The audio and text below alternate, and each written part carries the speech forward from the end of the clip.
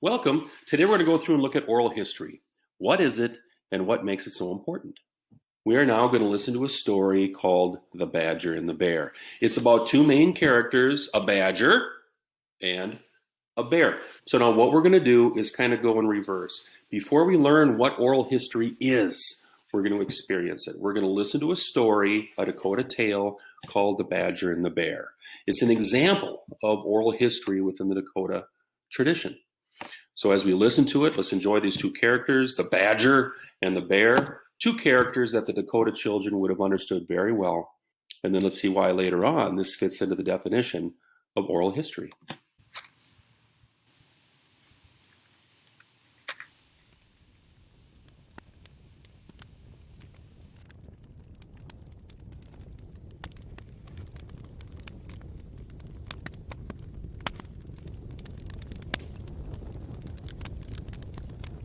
A badger family lived in this comfortable little house underneath a hill.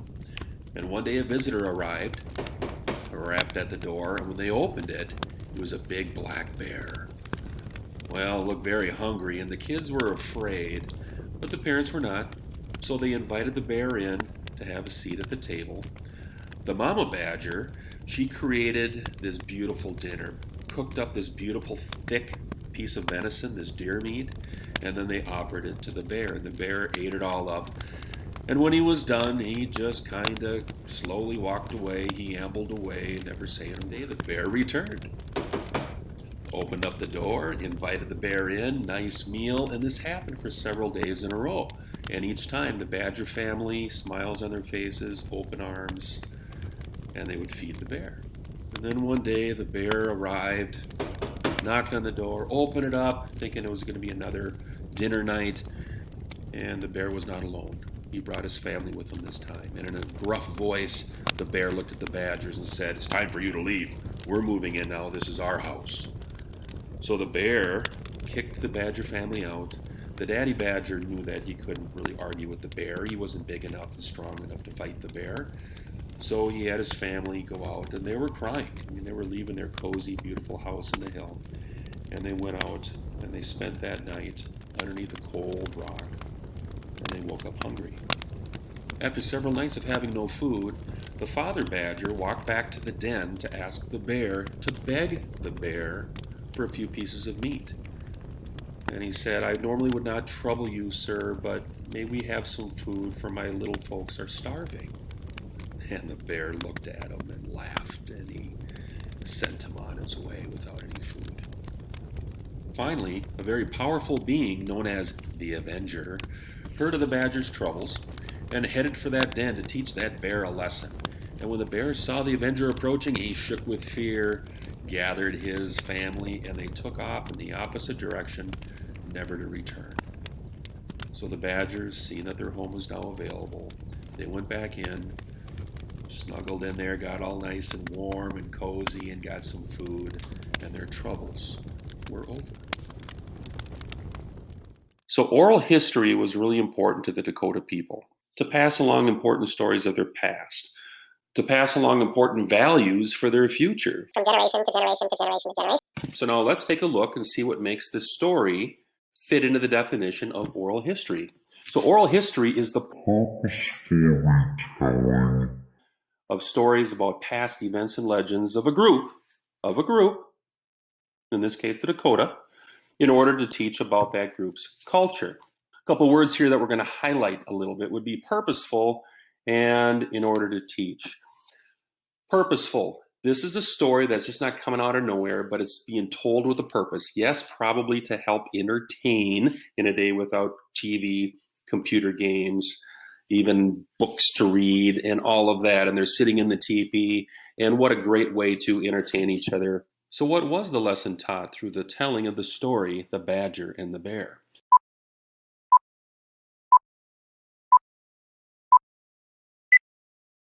Generosity, the habit of giving without expecting anything in return. One very important value to the Dakota people and to many different cultures out there is generosity. How do you teach generosity, or this habit of giving without expecting anything in return? How do you teach that to your kids? In Dakota, they called it ohanwashte. Ohanwashte. Ohanwashte. And that is just this giving personality. For an example, you go hunting and you take down a large animal. So you joyfully give food to others in your extended family and to maybe people in your area to honor them and to bond together as a group. Ohanwashte. Very important to the Dakota people. And other cultures use oral history too. I can't help but think of a story that my mom would talk about when I would hear Badger and the Bear. And so what I'm going to do is introduce you to my mom. You can call her grandma, you can call her great grandma, but I want you to listen to her story and then we'll look at it and we'll compare what she experienced growing up with the story of Badger and the Bear. Now, grandma is not Dakota, but she did experience the teaching of generosity. So when you were younger, you remember people coming to your doorstep and asking for food. What do you remember about that? This was back in the 1940s. We were about 3 blocks away from the train. And we were the first house going up the hill. So they would always want to stop at our place first. So when she's talking about these people jumping off the trains, it was very common back then in the 30s and the 40s for people, if they needed to get across the country and they could not afford to do so on their own, they would grab on the side of a train, they'd ride on the top of the train, they'd try to get inside and sleep inside the boxcars. And this train would come on by her house, and people would hop off the train and then start walking up the hill, and they were hungry. So when they'd stop, they'd knock on the door and ask Mom if they could come in for food, and she'd say, sure, come on in and sit down and I'll get you some food. So she'd feed them a nice meal. She made homemade bread every day, and she had soup, and she had a lot of scrambled eggs. We had chickens, but she would give them a nice meal. I was kind of scared of them. I hid behind the curtain, or else I'd go up to my room and stay there until they were gone. But one day when I was behind the curtain, this one man came in, sat down. I felt sorry for him. He missed his wife and his kids. He had a family wherever he was going. He was trying to find a job, and then he wanted to send the money that he made back to his family. They liked to stop at our house, and Dad noticed that they carved a little code of some kind on the tree. I suppose other ones would come along and see that on the tree and say, this is a friendly house, or this is not a friendly house. They'll give you food. Dad wasn't that crazy about what Mom was doing. He was at work. He was at work. She just couldn't turn him away. We should help each other. That's the way it should be.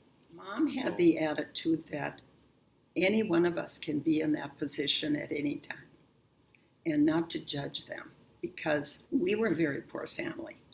And if it wasn't for our chickens and our ducks and our garden and our milk cow, we wouldn't have had much to eat. So how do you think your mom and your dad taught you how to be generous? Because you're a very generous person today. Well, I think when you go through it yourself and you know what it's like, I think that's why. Because you know what these people are going through. They're going through tough times. You go through tough times, and it makes you more understanding of what other people go through. Her mother died when she was 3. She lived in many different families growing up. So she just appreciated everything she had. When you're growing up, people don't have to say much to you. You just notice the way that you live and how much you appreciate. I remember the people that were good to me when I was little. We'd wake up in the morning and find boxes of clothes on our steps. I mean, these were people that were just very kind, very nice, and they were helping us. And I think you don't have to say anything. You just watch and see how people treat during tough times. All right, when you do step 3, you'll be asked to remember a couple of these events. If you ever want to experience some type of oral history and you're passing a story on to the next generation, you're just going to want to remember what the main events are, and you can fill the rest in. Hope you enjoyed and will continue to enjoy the retelling of the Badger and the Bear. Have a nice day. Bye-bye. Ohanwashte.